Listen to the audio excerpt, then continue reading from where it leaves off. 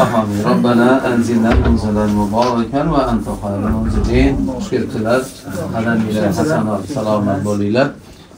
Bu tadbirga bizni mana hattot yosh hattot shogirdlarimizni kelishi ham bir haligi hikmati bor, Xudo xolasa. Xush kelibsizlar. Mana shu hozir bizni muzeyimizda jami 1,5 mingdan ziyoda, 1,5 mingdan ziyoda hammasi bo'lib kitoblar bor. Ularda ichida qo'l yozma, tosh bosma, arabiy, farsi, turkiy, boshqa mana Ozarbayjon tillarida ham bor. Tatar tilida bor. Turkchada, sof turk tilida o'zida bor kitoblarimiz. Shu eng qadimiysi o'sha hijriy 845 bu Hazrat Navoiyning tug'ilgan yili 1441 ga to'g'ri keladi.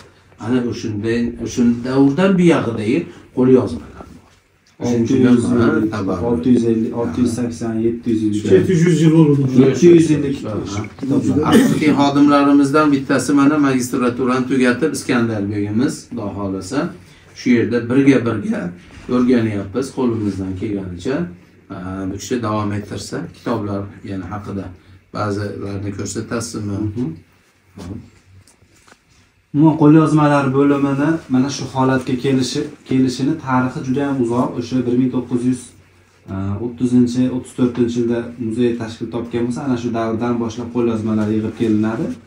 Bu ishni kitoblarda keng miqyosda to'planishi o'tgan asrda 60-yillariga borib taqaladi. 60-yillarda mana shu viloyat kutubxonasini tashkil qilinishi munosabati bilan ana shu yerda Abduvali Maqsudov degan fidoyi odam bo'lgan, juda ham o'zi Andijonda birinchi kutubxona ochgan odamlardan hisoblanadi. Ana shu kishining tashabbusi bilan odamlarda qo'lidagi mana bunaqangi kitoblar, qo'lyozma kitoblarni xalqdan sotib olib, fond tashkil qilish ishi boshlangan 67-68-yillarda.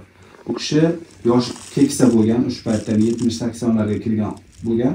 Shu umrining oxirgi kunlarigacha o'sha qo'lyozmalar bo'limini tashkil qilgan. Odamlar qo'lidan 700 ga yaqin kitoblarni to'plagan. Har biriga izohlik berib, haligi opisaniyalar, pasportlarni yozib, o'shalarga ilmiy pasportlar yozib, shu kitoblarni kategoriyalarga ajratib to'plagan. U kishi vafot etgandan keyin Bobur kutubxonasida mutaxassis qolmagan, bularni o'qib foydalanadigan. Yo'qolib ketish xavfi bo'lgani uchun bizni yana bir olimimiz Omolullo Valixonov domla Andijon adabiyot muzeyiga mudir bo'lib o'tish munosabati bilan ana shu Bobur kutubxonasidagi viloyat kutubxonasidagi bu qo'lyozmalarni, kitoblarni muzey fondiga, davlat fondiga olib o'tgan. Bu yerda bir qancha katta olimlar ishlagan. Ana shu paytda bu kitoblar bizga o'tgan. Undan tashqari xalq qo'lidan yana kitoblar qo'shimcha to'planishda davom etgan. Mana shu hozirda 1,5 ming yaqin kitob to'plandi shu yerga. Yana hozir ham xalqimiz kitoblarni olib kelib, yana bizga topshirishyapti. Bularning ichida juda ham noyob kitoblar ko'p. Yagona nusxali kitoblar bor. Qamishda yozilgan. Turkiyadan keltirilgan. Mana shu kitoblarimizdan bittasi mana shunday yozilgan. Shunday yozilgan. O'zbekiston xalq shoiri bo'lgan Charxiy, Qo'qonlik, Charxiy degan shoir. Ana shu Charxiy Qo'qonga borsanglar, Muqimiy uy muzeyi bor. Muqimiy hujrasida o'qishi direktor bo'lib uzoq yillar ishlagan.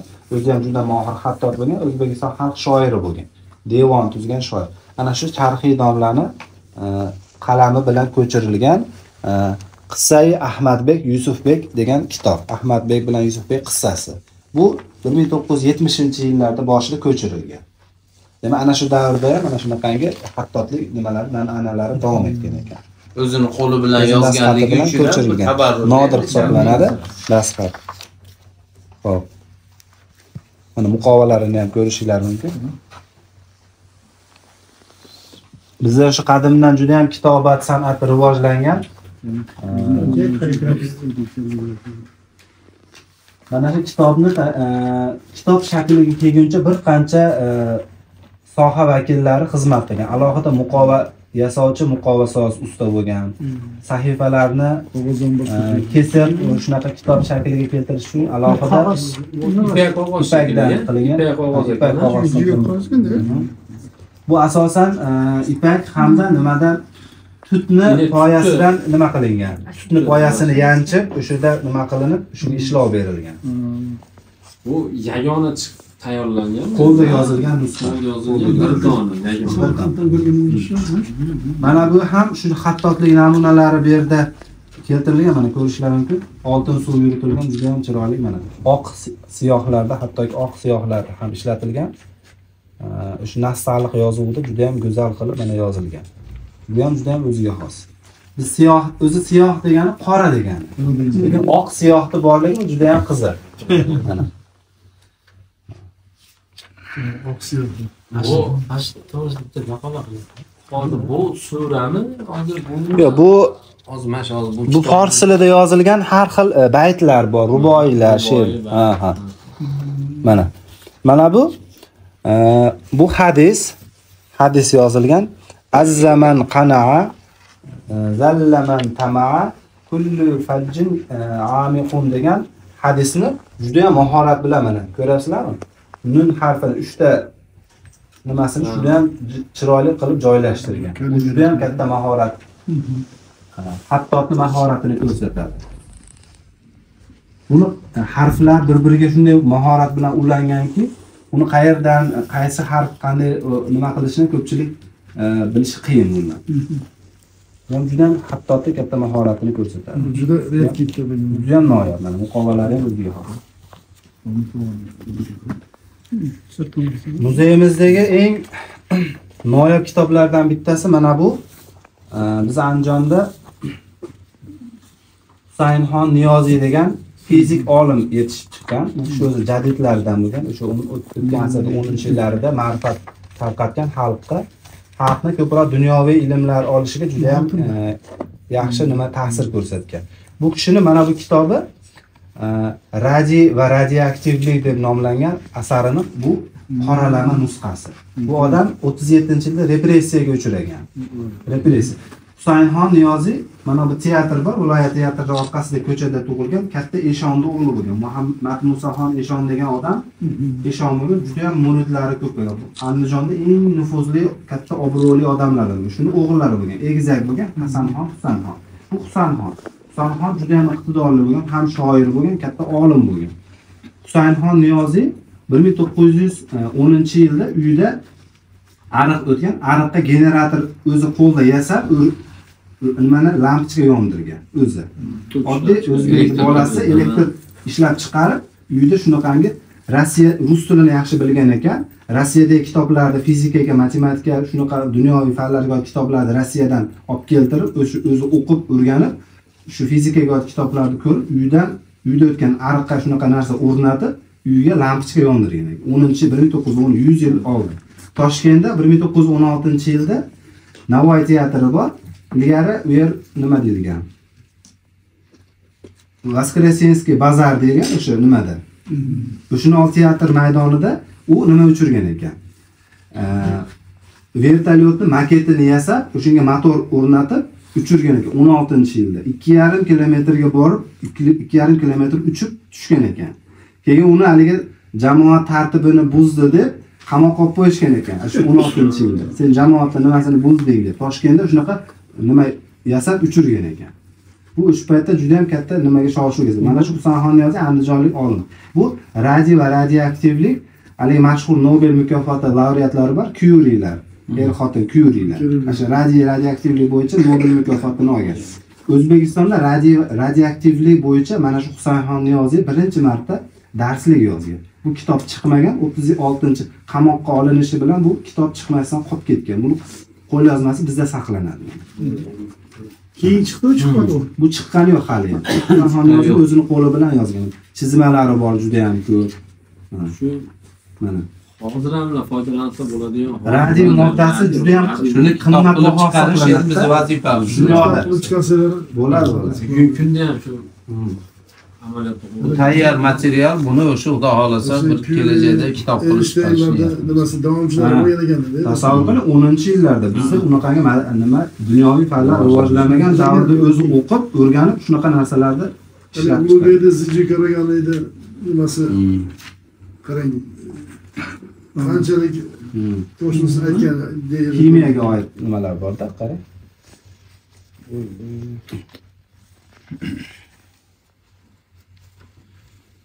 112 yıl bo'lib turdi, ha? Bizda o'zi Andijonda birinchi marta elektr stansiya 1908-yilda Yangi shahar, Yangi bozorda ruslar yashaydigan qism bo'lgan. Shahar o'zi Turkistondagi shaharlar bilasizlar, ruslar kirib kelgandan keyin ikki qismga bo'lingan. Eski shahar, yangi shahar. Yangi shahar qismida 1908-yili Andijonda elektr nimasi ishlagan. U eski shaharda oradan 2 yil o'tib, eski shaharda mana shu shahar markazidagi uyda o'zida nima lampochka o'rnatilgan. Shunaqa tok ishlab chiqardi, fizika qonuniyatlarini o'rganib, O'shanda qancha yoshda bo'ldi? 1910-yilda bu 16 yoshda, 15-16 yoshda bo'lgan. Juda ham iqtidorli. Ana boshqa bolalarda. Juda ham qattiq qiziqqan. Mana bu kitob ham juda ham noyob kitob. Bu o'sha fors tilida ijod qilgan shoirlardan Afg'on degan taxallusli shoirni devoni. Mana ko'rsanglar juda ham chiroyli nima qilingan. Bu kitob 1900 hozir. Unda kitobat san'ati bor. Ha, Hattodan tashqari naqqoshlar ishlari borda. bu o'sha 1920-yil, 30-yillarda kitobat qilingan. Mana naqshlar ishlangan juda ham.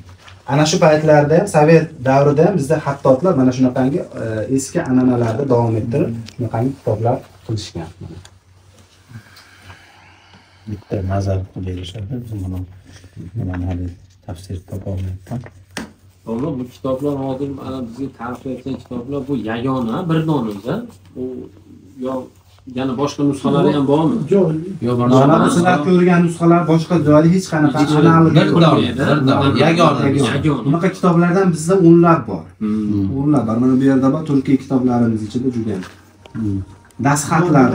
O'zlarini qo'losini topshirdim. Sotib oldim. Hali sotib olinganmi yo o'zi nima qilingan? Sovet davrida sotib olingan davlat pul ajratgan. Keyin Sovet mustaqillikdan keyin unaqa pul ajratilish, budjet ozgina nima bo'lgan, unchalik ajratilmagan. Lekin xalq o'zi olib kelib topshiryapti shu muzeyga. Odamlar ko'rgansiz saqlab. Mesela biz o'zganda shunaqa kitoblar ko'p. Hali kitoblarni gumonlarga ham To'plash kerak. Odamlar qo'llarida bor. To'plash kerak. Yo'q, bunaqa. Mana bu Borgan sari ustoz avval kitobini nashrga tayyorlaganidek, xudo xolasa chiqib qoladi. Mana shu hozirgi siz ko'rgan anaqa qalamda yozib chiqqanman. Bu mening xatim. Bular o'zingiz aka o'zi xattot. Bularda o'zingiz Ustoz avval buni ham men o'zimning ijodim. Shunday o'tirib chizib, bu endi kserokopiya hozir nusxasi qolibdi ekan. Rangli qilib xudo xolasa chiqaramiz. Bular hozir mana shu ham kserokopiya. Asl nusxasi hozir uyda-da uni. Bu yerga olib kelmoqdim. Qilinayotgan ishlarning bitta nimasi. Mahsuli. Shu yerda bu ishlardan qancha kitobimiz chiqqan? Kitob hozir hisobda 5 ta. 5 ta. Bu endi xudo xolasa 6-sini harakat qilamiz. eski o'zbek yozuvdan. Ha, o'sha hali yosh madrasada endi dars boshlagan odamlarga birinchi bo'lib muallim sonini tezda o'rgatadi-da, Qur'onga tayyor qilib, undan keyin mana shu kitoblarda o'qish uchun shu ustoz avvalda beradi. Mana shu yerdagi kitoblarda hozir 70% mana shu xattada. O'shuning uchun shu xatda o'rgatadi. Arab yozuvi. Bu Chag'atay emasmi? Yo'q, u Chag'atay. Nasta'lik xati, uni o'sha Hazrat Navoiy davrida Sulton Ali Mashhadiy degan hattot nasx bilan tarix xatini ikkovini qorishtirib Nasta'lik degan xatni ixtiro qilgan. Hozirgacha Eroniylar, Afg'onlar, nimada ham Pokistonda ham shundan foydalanishadi. Bizning mana kitoblarimizda juda ko'pi aksariyati shu Nasta'lik degan xatda. Endi bu ma'lum bir sahifa xolos. Kitob o'zi o'sha 97 sahifadan iborat. Tayyor yozib qo'yilgan, xudo xolasa, Alloh nasib qilsa chiqaramizda. Qilinayotgan bir ilmiy ishlardan namuna. Rahmat. Bajaka Alloh razı olsun sizga. Xudo xolasa biz o'zganda bir shunday meselani boshlab qolsak, Ehtiyarjon sizning ruxsatingiz bilan Qajakani so'zsiz olib borsangiz. Sebebi bizdagi muzeyimiz Murda o'sha janaqa munara bilan 3 kunboz bilan turgan. Hozir ham jangi muzey qurilganida xudo xolasa buga pullar ajratilgan. Hozir janaqa proyekt ishlari yuribdi. 1-2 yilning ichida bizning muzeyimiz quruladi. Biz Qo'limiz tegib qolsa biz xursand. muzeyimiz qurilganға чейин hazır toplama işlerini başladık. Bunun da eski alımlardan, ulug adamlardan yaşagan yeri, söğü gömülgen yeri bu özgün. Özünüz bilesiz. İmam Saraksi. Bu İmam Saraksi'nin özüyle bu dünyadaki bütün İslam alımlarının içinde özünün külü oluşturgan insan. Misaburi'nin kavru bizde turadi. Sayıs Burhan'dan kılıçtan kavru turadi. Bulardan kalgan emgekler hazır elдің қолында turadi. Bu da kalasa bulardan bağırlığını alganda bunu sizlerden tecrübemizler bizge gerek turadi. Biz janakı üçün için kol koyuş otağız. Erten İhtiyarcan'a aytабыз biz. İhtiyarcan Mahmudoviç. Şu kadınlar bizge gelip bunu yardım etsin deyiz. Oşonda çoğu bir iş jasap koysak biz çoğu tarix jasayız. Hozirga bir duo qiling. Shogirdlar haqqiga duo qilsinlar endi mana umid bilan qarab turishibdi. Amin. Ya Allah. Özün bardığını bilirsin. Özün bardığını tüpsün. Bardığını ispartın. Özün kadar verirsin ya Allah'ım. Amin. Ya Allah'ım. Mamleketler özgür özüm, hurmat ver, ıntımakçılık ver, özgürlük ver. Mamleket başçılarımızga özüm, ıntımakçılık ver. Bardıq jamanlıklardan özün saktar, özün koru. Şu öçüp kele жатқан екі mamleket өздерine өт жаштарыбызга ыйман, рызкыңды мол бере бер ya Allah. Көптүн катарында ушул отуруп турган балдар кыздарыбызга өзүң жакшылыктарыңды өрө бер. Өзүң şu ыймандуу, алым, улук insanlardan kıla bir. Şu kişilerge sabak verip atkan, şu Acıkelözge okşugan, İskender'e okşugan, baldarımızga, Acıkelözge özün imandu, dövlettü, rızkılı, berekeli olacak şu öyle Allah'ım. Şu Anca Müzeyine özün Allah'ım bardığın özün verirsin. İhtiyarcan baş bulgun bardıq cemaatka, cemaattın bala çakasına, eli yurtuna tuğan oruna özün jakşılıklarını öyle ver Allah'ım.